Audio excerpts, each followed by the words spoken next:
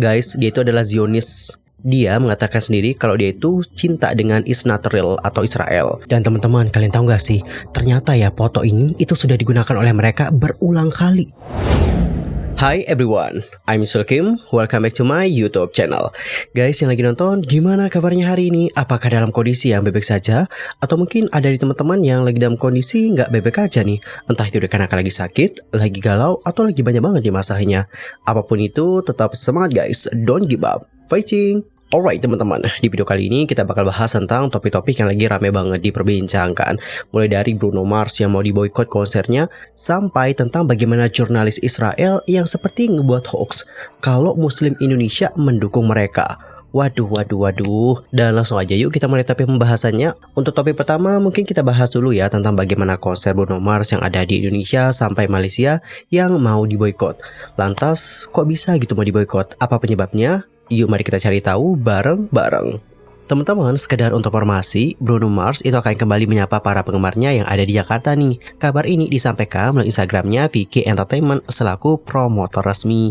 Dalam postingan itu, sang promotor mengkonfirmasi bahwa Bruno Mars akan mengadakan konser di Jakarta pada September tahun ini. Konser yang bertajuk 24K Magic Live ini akan diadakan di JIS pada tanggal 13 sampai pada tanggal 14 September mendatang. Adapun penjualan tiket konser Bruno Mars kali ini terbagi menjadi dua, yakni secara eksklusif di Livin by Mandiri dan juga secara umum. Penjualan tiket konser Bruno Mars melalui Mandiri dimulai pada tanggal 27 Juni 2024 pukul 10.00 hingga pada tanggal 28 Juni pukul 11.59 waktu Indonesia Barat. Sementara itu, untuk penjualan tiket secara umum akan dimulai pada tanggal 29 Juni 2024 pukul 10.00 waktu Indonesia Barat untuk seluruh jenis pembayaran dan hanya dilakukan di brunomarsinjakarta.com. Namun nih teman-teman, menjelang konsernya ya, muncul sebuah seruan untuk ngeboikot konsernya Bruno Mars ini. Misal untuk akun Twitter yang ini. Nah di sini dia menuliskan, jangan lupa boikot Zionis ini ya. Kemudian ada juga akun @tupashauti. Susah juga nyebutin namanya. Ya intinya itulah namanya guys ya. Untuk akun ini di media sosial X mengatakan seperti ini. Guys, dia itu adalah Zionis. Dia mengatakan sendiri kalau dia itu cinta dengan Israel atau Israel. Tolong jangan support dia. Kemudian akun ini mencantumkan artikel dari Time of Israel yang menuliskan soal bagaimana konser Bruno Mars yang ada di Israel. Dan artikel yang dipublikasikan pada tanggal 5 Oktober 2023 itu berjudul Superstar Pop Bruno Mars menyatakan cintanya pada Tel Aviv dalam pertunjukannya di Israel di hari pertama.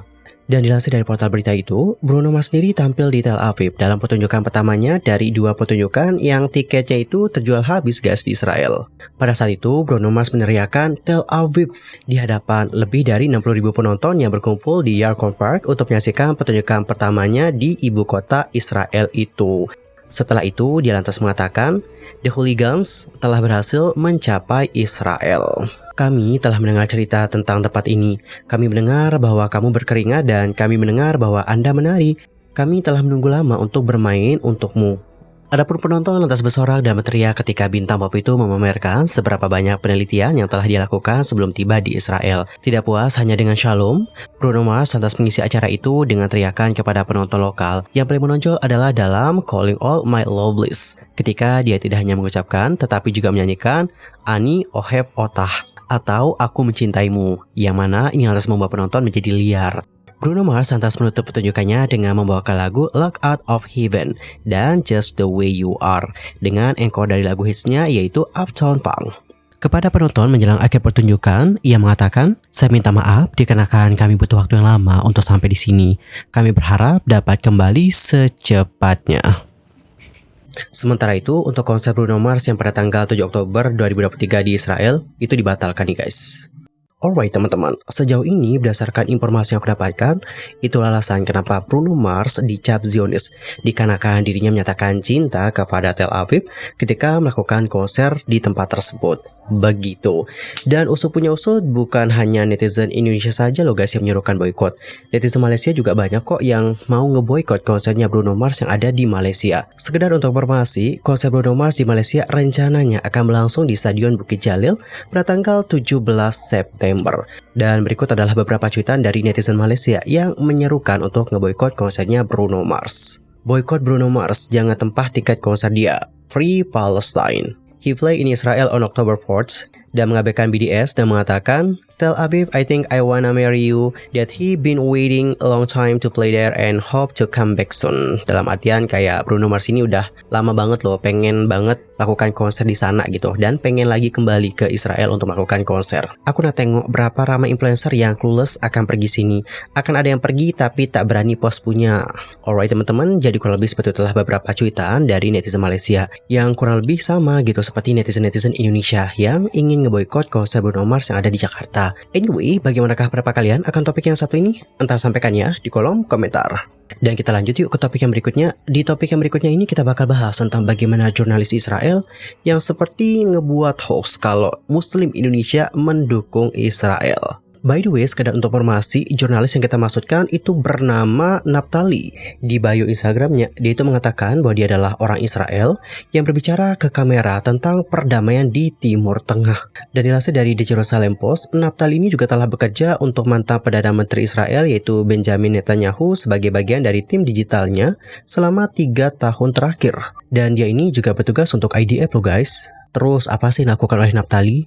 Jadi ya guys, baru-baru ini dia tuh ngebahas sebuah cuitan. Cuitannya itu seperti ini, dapat dibaca ya guys. Di sini dia mengatakan bahwa umat Islam di Indonesia itu stand with Israel. Stand with Israel dalam artian kita sebagai umat Muslim itu berdiri ataupun mendukung Israel. Atau kita tuh kayak berada di pihak mereka loh guys. Itu maksudnya stand with Israel. Kemudian ia menuliskan kembali, "Aku berharap dapat mengunjungi Nusantara, ibu kota baru Indonesia yang direncanakan suatu hari nanti.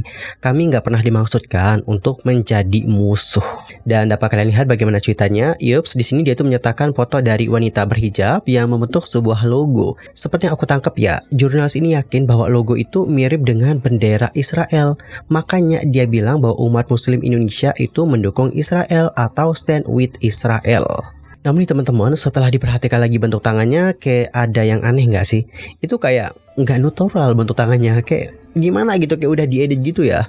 Dan di sini ada YouTuber Koirapa telah menemukan gambar aslinya, yang mana gambar aslinya seperti ini teman-teman. Jadi ya mungkin untuk gambar yang sudah diposting oleh jurnalis ini, itu kayak ya mungkin udah ditingkatkan kualitasnya atau bagaimana, I don't know juga, nggak paham juga ya teman-teman. Atau pakai AI dan sebagainya, I don't know, sehingga ngebuat tangannya seperti itu. Kalian dapat langsung bandingkan ya bagaimana gambar yang udah dipost sama sang jurnalis dan juga gambar aslinya. Ini perbedaannya teman-teman. Menurut aku secara pribadi ya teman-teman, jurnalis ini terlalu gabah sih untuk mengatakan bahwa orang yang ada di foto ini atau wanita-wanita yang ada di foto ini mendukung Israel. Kenapa aku menyebutkan gegabah? Karena nih guys, ada beberapa kemungkinan. Kemungkinan pertama, mereka yang ada di foto ini adalah penggemarnya Asro atau yang dikenal dengan Aroha. Di bagian komentar udah banyak banget yang mengatakan bahwa mereka itu seperti ngebentuk logonya Asro. Dan Asro juga pernah loh teman-teman ngebuat pose seperti ini. Dapat diperhatikan ini adalah posenya Asro. Dan ini nggak ada hubungannya dengan Israel ya. Mereka di sini ngebentuk logo mereka teman-teman. Begitu. Dan kemungkinan untuk penggemar mereka atau Aroha itu melakukan kayak recreate atau membuat ulang lagi bagaimana foto dari Asro yang ini sehingga jadilah seperti ini. Begitu teman-teman.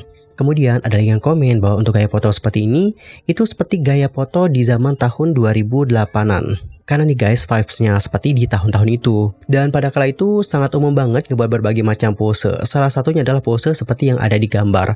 Dan bener sih, dulu aku sering banget loh ngelihat orang-orang ngebuat pose seperti ini. Dan jujur aku juga nggak ada kepikiran sih untuk ngedukung Israel dikarenakan ngebuat pose seperti itu. Karena mungkin mereka di sini cuma pengen ngebentuk kayak gambar bintang gitu loh guys, makanya ngebuat pose seperti ini. So menurut aku terlalu gegabah sih buat jurnalis ini mengatakan bahwa dikarenakan pose seperti ini umat Muslim Indonesia mendukung mereka. Menurut aku gegabah banget. Dan teman-teman, kalian tahu nggak sih, ternyata ya foto ini itu sudah digunakan oleh mereka berulang kali. Bukan kali ini saja teman-teman, udah berulang kali. Misal nih teman-teman dari akun The Jewish Standard di Facebook, mereka mengunggahnya pada tanggal 15 September tahun 2016 dengan mengatakan bahwa mereka yang ada di foto ini merupakan Muslim lovers of Israel dari Indonesia. Kemudian untuk jurnalis ini ternyata juga pernah teman-teman mengunggah di tahun yang sebelumnya, tepatnya adalah pada tanggal 19 Desember tahun 2017. Kemudian dipakai lagi di tahun ini. Ya nggak tahu juga sih tujuannya apa. Kalau kalian sendiri gimana nih pendapatnya?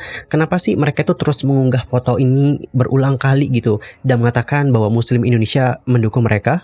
Ada yang punya pendapat tentang hal tersebut? Antar komennya di kolom komentar.